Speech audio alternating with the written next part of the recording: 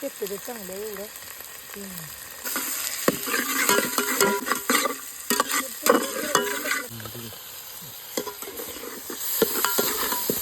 मला तर मला बनवायला लागेल ना पंधरा.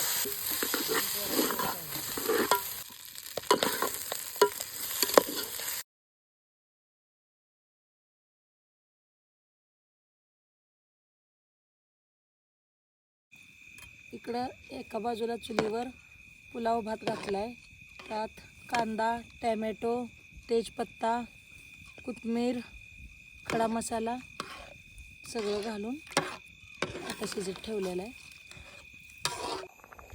आता हे असा आपला आणि रस्सा तयार झाला आहे गावरान कोंबड्याचा. आणि याचं कालवण आपण आता करणार आहोत. एका बाजूला मसाला भाजून घेणार आहे. अतिशय सुंदर दिसतोय हा पिवळा रस्सा. आता आपण असा या गावठी पद्धतीचा घरातला मसाला खलबत्त्यात तयार करून घेतलेला आहे. आणि तेल गरम झालेलं आहे. त्यात मस्तपैकी भाजून घेऊया. भाजल्यावर देशी कोंबड्याच्या रस्स्यामध्ये घालणार आहे.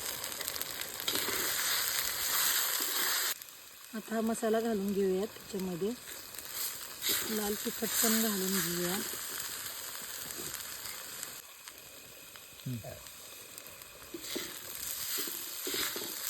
चांगला वास सुटलाय भाजत भाजतच मसाला.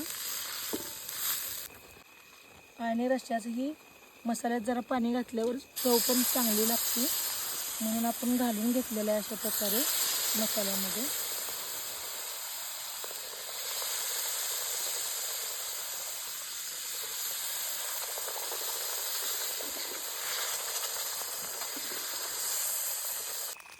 आता आपला अशा प्रकारे हा मसाला तयार झालेला आहे आणि लय चांगला वास सुटला आहे.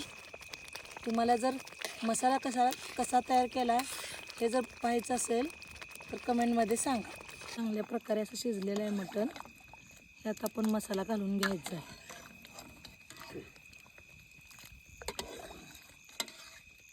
बघा किती छान दिसतंय मटण पण.